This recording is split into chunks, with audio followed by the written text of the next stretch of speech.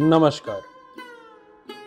अध्ययन कार्य करते करते हुए शिव महापुराण का अध्ययन करने में हम लगे थे। तभी एक आभास हुआ कि भाई 12 ज्योतिर्लिंग तो हमने दर्शन ही नहीं किए। तो मन में एक प्रण लिया और शुरू किया 12 ज्योतिर्लिंगों की यात्रा।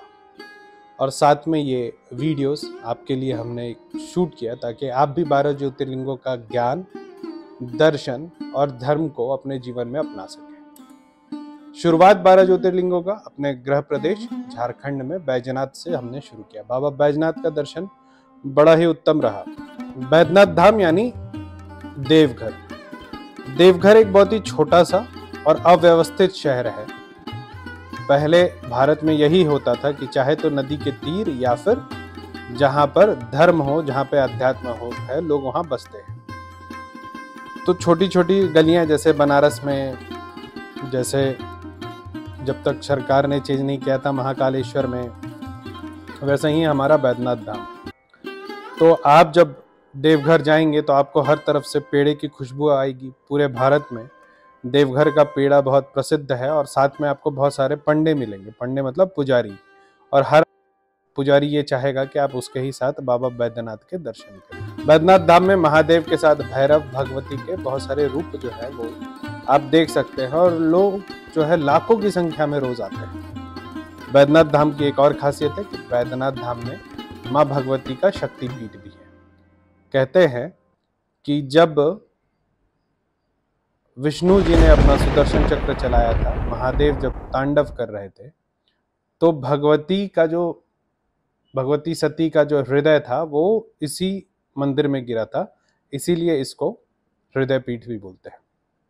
बाबा बैद्यनाथ की कथा क्या है? बाबा बैद्यनाथ की कथा ये है, रावण एक पराक्रमी राजा हुआ, असुर था, आधा ब्राह्मण था, तो ज्ञान भी था और बल भी था। तो महादेव को उसने गुरु मान लिया था। इस बात को समझना है, महादेव को उसने गुरु माना था। महादेव ने उसको शिष्य माना था या नहीं माना था, यह बात की बात है। तो महादेव को वो गुरु मानता था। तो एक बार अपने तप से उन्होंने महादेव को प्रसन्न कर दिया। महादेव प्रसन्न हो गए। महादेव तो भोले बाबा है, और जब प्रसन्न कर दिया तो शर्त ये रखी कि अब आप वरदान में हमारे साथ लंका चलो। अब इस विषय पे पूरे देवलोक और जो पृथ्वी लोक था उसमें कौतूहल मच गया। सब भगवती महामाया के पास गए।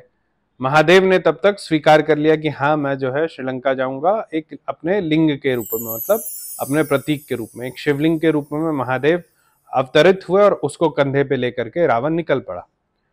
देवताओं ने जब महामाया को बताया कि महादेव तो कैलाश छोड़ करके श्रीलंका जा रहे हैं, मतलब लंका था उस समय, तो महामाया ने बोला मैं कुछ करती हूं, और फिर महामाया ने खेल रचा। जब इस स्थान पर पहुंचे जिसका नाम प्रलयाम था, मतलब जो अभी का देवघर है, जो प्रलयाम का मतलब होता है श्मशान घाट। तो अब श्मशान घाट में रुक करके महामाया के प्रसाद से रावण को लघु शंका आई थी, वो एक श्मशान में रुका लघु शंका करने के लिए। अब इसके लिए भी हिम्मत चाहिए कि व्यक्ति पूरा कैलाश से चलता हुआ आ रहा है और वो जो है रुके कहाँ? श्मशान में लघु शंका करने के लिए। तो उसको बड़ा वो परेशान हुआ, और जब उसने परेशान हुआ तो वो खोजने लगा इधर उधर कि कैसे मैं इस शिवलिंग को कहाँ रखूं और लघु शंका कर लूं। तो उसने देखा एक ब्राह्मण का बच्चा खड़ा है। तो उसने ब्राह्मण के बच्चे को बोला कि ये शिवलिंग पकड़ो और मैं जितने देर लघु शंका करता हूँ बस उसको नीचे मत रखना। ब्राह्मण के बच्चे ने बोला ठीक है, आप लघु शंका कर लो।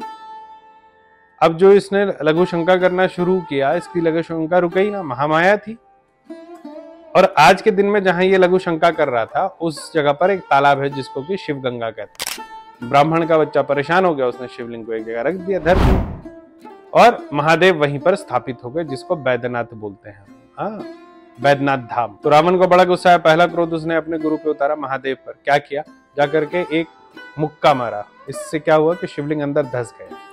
तो शिवलिंग जो है, जो ओरिजिनल शिवलिंग है 12 ज्योतिर्लिंग में इनका, वो जमीन के अंदर है, एक हाथ अंदर है। बाद में शंकराचार्य जी ने इसके ऊपर एक कृत्रिम शिवलिंग डाला और उसकी प्राण प्रतिष्ठा की, जो आप आज के दिन में छूते हैं।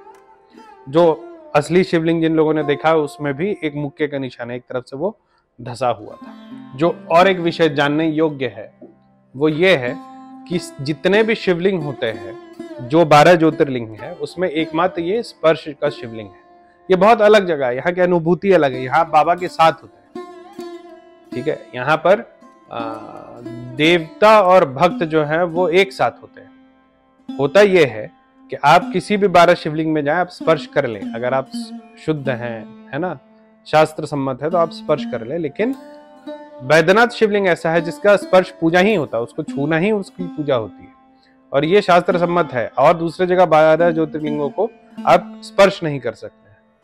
दूसरा जो यहाँ की और एक बहुत रोमांचक बात है कि सामने भगवती का मंदिर है, जिसको भगवती का हृदय पीठ बोलते हैं। यहाँ पर भगवती गौरा और महिषासुर मर्दनी दुर्गा के रूप में प्रतिष्ठित है। यहाँ पर महिलाएं जाती हैं, भगवती का श्रृंगार कर सकती हैं और भगवती को का श्रृंगार, उनको वस्त्र उपहार भेंट कर सकती हैं। इससे भी जो बहुत आनंदित करने वाला विषय है कि 12 ज्योतिर्लिंगों में एकमात्र शुरुआती यही ज्योतिर्लिंग है जहां पर गठबंधन होता है।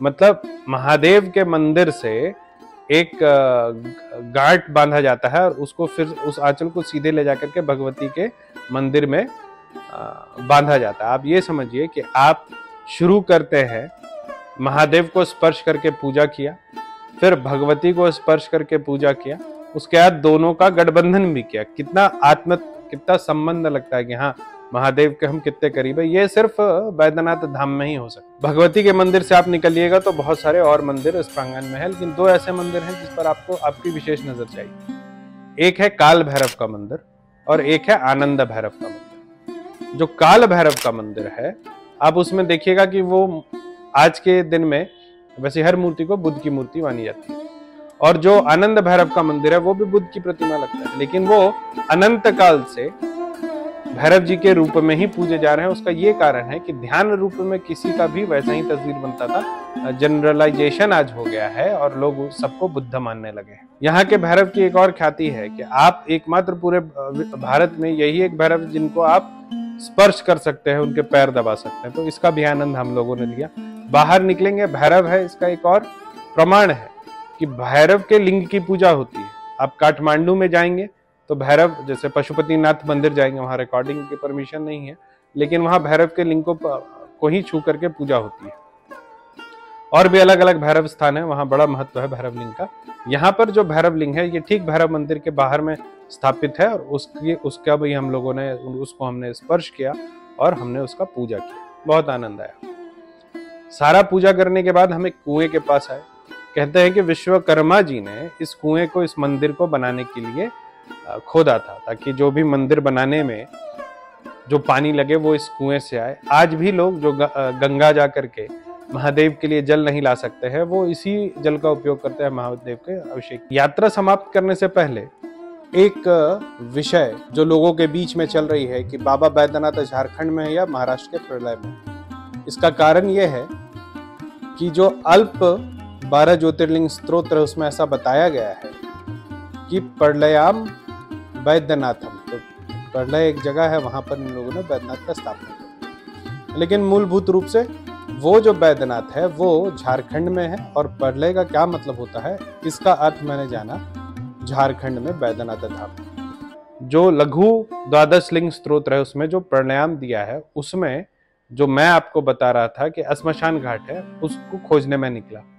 मंदिर से करीब 2 मिनट आप आगे चलेंगे, अब तो बीच में बहुत दुकानें बन गई हैं, ऐसे सीधा रास्ता 2 से 4 मिनट का है। तो पहले आप उस स्थान पर पहुंचेंगे जहां रावण बैठा था।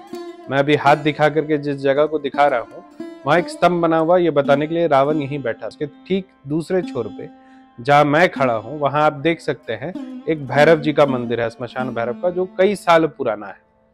लोग इसके बारे में जानते नहीं है, इनके पास आते नहीं है, लेकिन बहुत पुराना और प्रतिष्ठित मंदिर है। और ठीक रोड के दूसरे तरफ भगवती काली का मंदिर है, और सटा हुआ आज का श्मशान है। ये आज का श्मशान है, यही से भस्म जाता है, जिससे भगवान को रोज भस्म आरती की जाती है। इतना आनंददायक रामायण काल का एक मंदिर, जिसका अभी भी सारा अवशेष नहीं, मंदिर यथावत, देवता यथावत आज भी प्रतिष्ठित है। देख के बहुत आनंद आया। आप भी आएं और इसका आनंद लें।